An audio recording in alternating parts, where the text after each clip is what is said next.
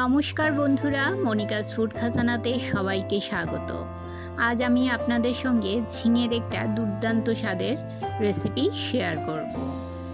যারা ঝিঙে পছন্দ করেন না তারা এই রেসিপিটাই একবার খেলে বারবার খেতে চাইবেন। এভাবে ঝিঙে রান্না করলে খেতে হয় অসাধারণ। ভাত, রুটি, পরোটা সব কিছুর সঙ্গে খাওয়া যায়। ভিডিওটি স্কিপ না করে শেষ পর্যন্ত দেখুন। আশা করছি আজকের রেসিপি সবার খুব ভালো লাগবে। নিরামিষ ঝিঙের এই রেসিপিটা তৈরি করতে আমি নিয়েছি 3টে মিডিয়াম সাইজের ঝিঙে ও হাফ কাপ ছোট দানার সোনা মুগ ডাল। প্রথমেই মুগ ডাল ভেজে নেব। মিডিয়াম ফ্লেমে 1 মিনিট মুগ ডালটাকে নেড়ে চেড়ে হালকা করে ভেজে নেব। বেশি ভাজার প্রয়োজন নেই। এইরকমভাবে ডাল রান্না করার আগে একটু ভেজে নিলে ডালের মধ্যে খুব সুন্দর একটা সেন্ট হয়। 2-3 বার জল পাল্টে পাল্টে ডালটাকে ভালো করে ধুয়ে নিয়ে 10 থেকে 15 মিনিটের জন্য ডালটাকে আমি জলে ভিজিয়ে রাখব। এতে করে রান্নার সময় ডাল খুব তাড়াতাড়ি সেদ্ধ হয়ে যাবে। ডালটাকে একটা সাইডে রেখে দিয়ে আমি ঝিঙেগুলো কেটে নেব।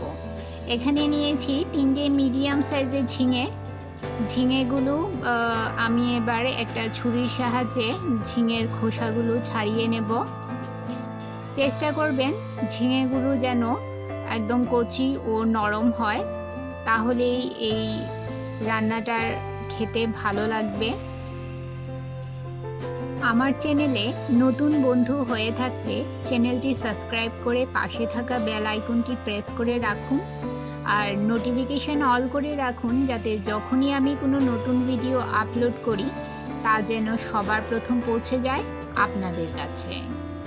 প্রত্যেকটা ঝিঙের খোসা ছাড়িয়ে নিয়েছি আর ঝিঙেগুলোকে জল দিয়ে ধুয়ে নিয়েছি।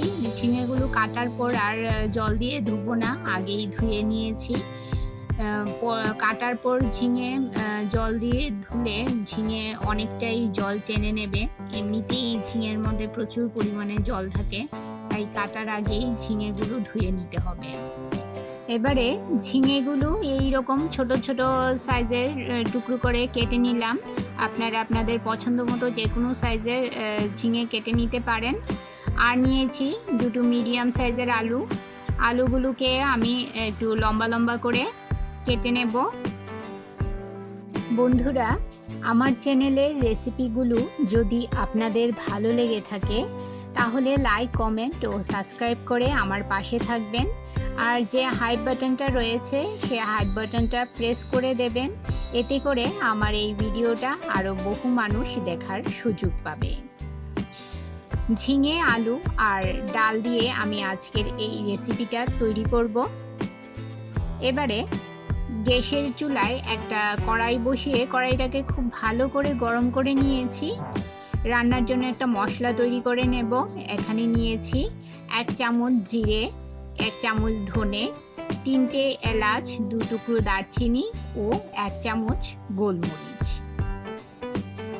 লো মিডিয়াম ফ্লেমে সমস্ত মশলাগুলো 1 মিনিটের জন্য ভেজে নেব। মশলাগুলো একটা প্লেটে নামিয়ে নিচ্ছি। ঠান্ডা হলে এর একটা পাউডার তৈরি করে নেব। মশলা পুরো পালিশ করব না, এই যে দেখুন এইরকম আধ ভাঙা করে মশলাটাকে গুঁড়ো করে নিতে হবে। এবারে গ্যাসের চুলায় একটা কড়াই বসিয়ে এতে দিয়ে দিলাম 2 টেবিল চামচ পরিমাণ রিফাইন্ড অয়েল। আপনারা সর্ষের তেলেও রান্নাটা করতে পারেন। তেল গরম হলে ফোড়নে দিয়ে দিলাম একটা তেজপাতা, একটা শুকনো লঙ্কা, হাফ চামচ গোটা জিরে ও 1 চামচের 3 ভাগের 1 ভাগ হিং।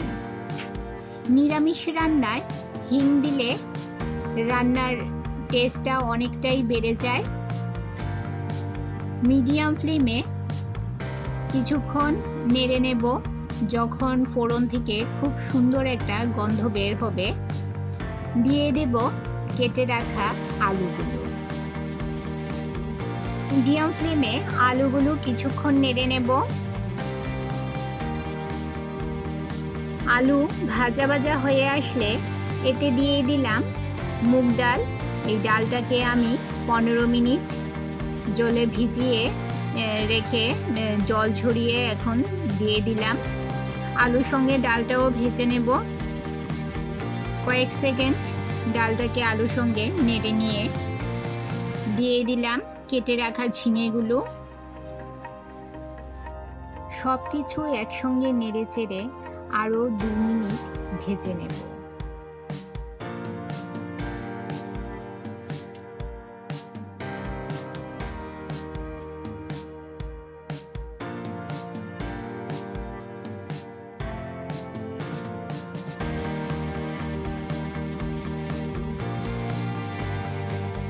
এবারে এতে দিয়ে দিলাম হাফ চামচ হলুদ গুঁড়ো, 1 চামচ লাল লঙ্কার গুঁড়ো, 1 চামচ নুন। আর কোনো মশলা দেব না। নেড়ে চেড়ে এবারে সবজিগুলো একসঙ্গে মিশিয়ে নিয়ে ঢাকা দিয়ে লো মিডিয়াম ফ্লেমে 5 মিনিট রান্না করে নেব।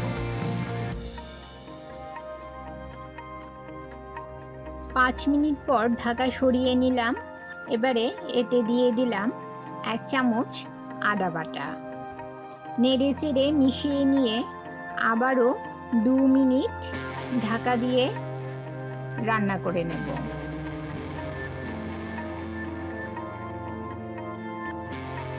বন্ধুরা 2 মিনিট পর ঢাকা সরিয়ে নিলাম। সবজিগুলো 80% সেদ্ধ হয়ে গেছে। এবারে এতে দিয়ে দেব পরিমাণ মতো গরম জল। রান্নায় সবসময় গরম জল ব্যবহার করবেন, এতে করে রান্নার স্বাদ বজায় থাকবে। একেবারে বেশি পরিমাণে জল এখানে দেব না। এমন পরিমাণে জল দিতে হবে যেন সবজিগুলো সেদ্ধ হয়ে যায় আর ঝোলটাও যেন মোটামুটি শুকিয়ে যায়। ঢাকা দিয়ে মিডিয়াম ফ্লেমে 5 থেকে 7 মিনিট রান্না করে নেব। 7 মিনিট পর দেখুন সবজিগুলো সেদ্ধ হয়ে গেছে আর ঝোলটাও অনেকটাই কমে গেছে। এবারে এতে দিয়ে দেব সামান্য চিনি। নিরামিষ রান্নায় চিনি দিলে খেতে ভালো লাগে। আর দিয়ে দিলাম ভাজা মশলা। আমি যে মশলাটা গুঁড়ো করে রেখেছিলাম সেই ভাজা মশলাটা 2 চামচ দিয়ে দিলাম। সবটা মশলা এখানে দেব না, বাকি মশলাটা আমি অন্য কোনো নিরামিষ রান্নায় ব্যবহার করব। নেড়ে চেড়ে ভালো করে মিশিয়ে নিয়ে এবারে দিয়ে দেব 2 চামচ ঘি। বন্ধুরা একদম কম মশলায় সুস্বাদু এই ঝিঙের রেসিপি আপনারা খুব কম সময়েই তৈরি করে নিতে পারেন। ভাত, রুটি, পরোটা সব কিছুর সঙ্গে খেতে অপূর্ব লাগে। নেড়ে চেড়ে মিশিয়ে নিয়ে গ্যাসের ফ্লেম বন্ধ করে দেব আর ঢাকা দিয়ে 2 মিনিট রেখে দেব স্ট্যান্ডিং টাইম, যাতে মশলার ফ্লেভারটা রান্নায় বসে যায়। বন্ধুরা আমার আজকের রেসিপি আপনাদের কেমন লাগলো অবশ্যই কমেন্ট করে জানাবেন। আর ভালো লাগলে শেয়ার করবেন আপনাদের আত্মীয় ও বন্ধুদের কাছে। তাহলে বন্ধুরা আজকে এই পর্যন্তই। আবার দেখা হবে আরেকটি নতুন ভিডিওতে নতুন রেসিপি নিয়ে। সবাই ভালো থাকবেন, সুস্থ থাকবেন।